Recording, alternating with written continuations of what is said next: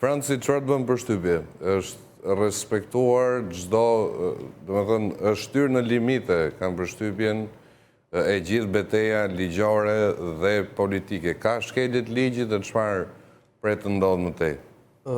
Po, unë bashkohem me parafolësit për këto ide që u shtruan deri tani, sepse e gjykoj që çështja është në limite, por mund të shkojë në limite akoma më tutje nëse Partia Socialiste dhe majoranca do të bëjë prapaktheu nga ato deklaratat forta politike që ka kryer, apo eksponentë saj kanë kryer disa vite, apo edhe qoftë disa muaj më përpara, kur ishte rasti i imunitetit të zotit Berisha dhe u diskutua gjatë në Këshillin e Mandateve Rregulloreve, antari i Partisë Socialiste, zoti Bledi Çuçi, është e përhapur dhe nga mediat dhe dje përsëri ajo deklarat, ka thënë tekstualisht që Partia Socialiste nuk do të bëhet mburoj dhe do të miratoj të gjitha kërkesat për heqje imuniteti që do të vinë nga drejtësia e re, për cilin do zyrtar të majt, të djath apo pa krah fare, ka thënë ai. Pra, të gjitha kërkesat do të miratoheshin.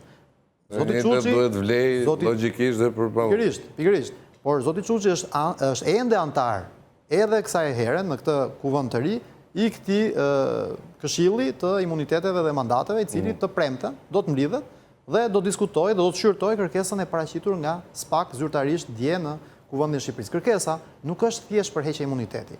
Kërkesa është për lejimin e ndryshimit të masës.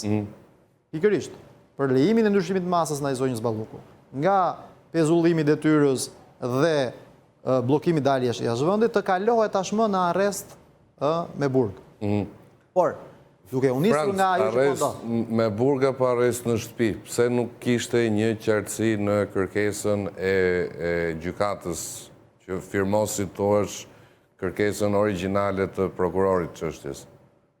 E keni fjalën për kërkesën e parë? Kërkesa që shkojnë në parlament thoshte arrest me burg ose në shtëpi ose dhe arrest, për masën e arrestit. Megjithatë, kërkesa është e paraqitur nga prokuroria. Është prokuroria që e kërkon. Nuk është miratuar në kuptimin e saj të formale, sepse tashmë unë këtë merak kam.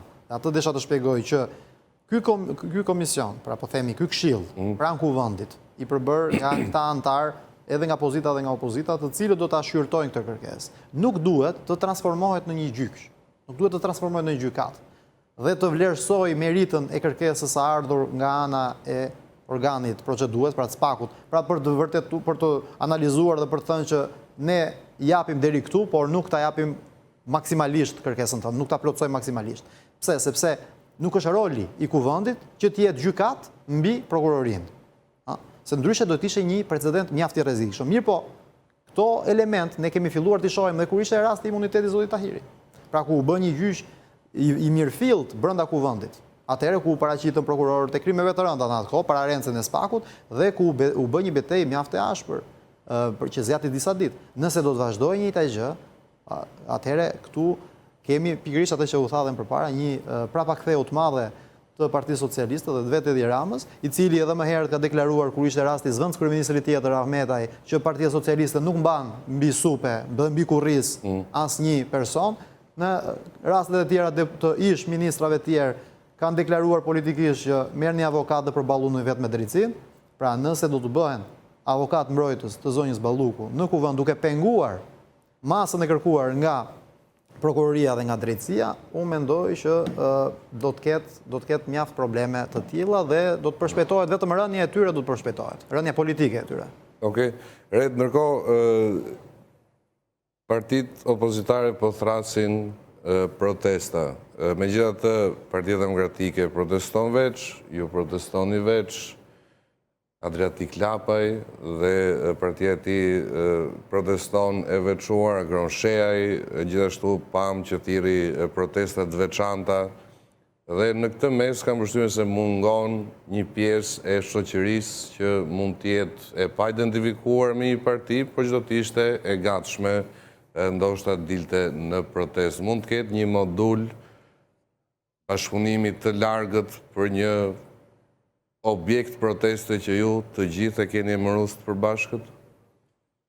Shiko, edhe në të shkuarën, ajo që është dëshmuar është që, le të themi, masiviteti i protestës vjen me legitimitetin e atyre që e thrasin e kauzës, e pjesëmarrësve edhe me radhë.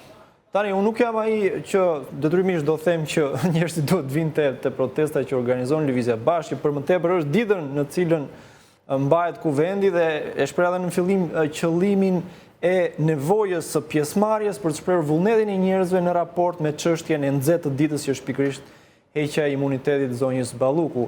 Megjithatë, secili është në lirinë e vet për të marrë pjesë edhe të tre protestat, nëse dëshiron. Pra nuk ka këtu detyrimisht një përçarje që avantazhon Edi Ramën. Këtu unë do thoja që ka disa porta të hapura ku qytetari mund të shpreh pakënaqësinë e vet. Dhe eventualisht protesta të suksesshme të cilat arrin objektivat e tyre, qoftë kjo me rastin e Bullgarisë, që pam dorëheqjen e qeverisë, qoftë edhe së fundmi me faktin që do mbajnë zgjedhjet parakohshme në Serbi, protesta që po bëhet në Rumani, protestat e fermerëve në Greqi. Pra, emëruesi i përbashkët është masiviteti pa dyshim, po është edhe këmbgulja, pra shtrirja në kohë e protestave. Rrjedhimisht, kushdo që do dalë ditën e njëjtë në orën 6 në protestë në Lëvizjes Bashkë, nëse e ka dëshirën, e ka vullnetin për të qëndruar kauzës, e ka mundësinë pastaj të hapur për të marrë pjesë në protestat e tjera.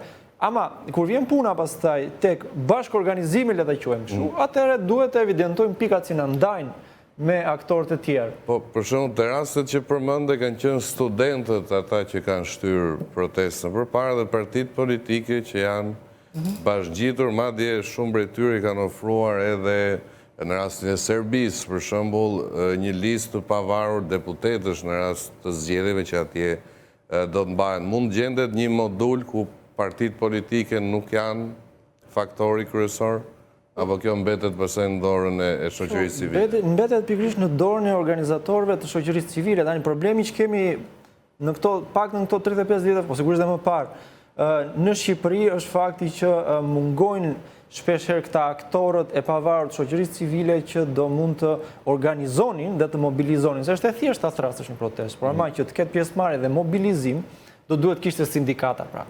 Do të kishte sindikata të pavarur, do kishte organizata, unione studentore, do të kishte edhe shoqata njerëzish të ndryshëm për interesa të caktuara, të cilët e kanë shumë herë më thjesht organizimin dhe mobilizimin e tyre në mënyrë të pavarur nga partitë. Nuk është e thënë që të shkojnë aty militantë e partive në një protestë të tillë. Ne, si subjekt të synojmë të bëjmë, pra u thrasim gjithë qytetare pavarësisht bindjeve të tyre politike për një kauzë specifike. Nuk po dalim themi që hajdeni që tregoni se sa shumë e mbështesni Lëvizjen Bashkë, po hajdeni për kauzën që ne po e thrasim protestën. Pra. Dhe pikërisht për këtë arsye, situacia thirrja është e hapur për çdo dhe për gjithë.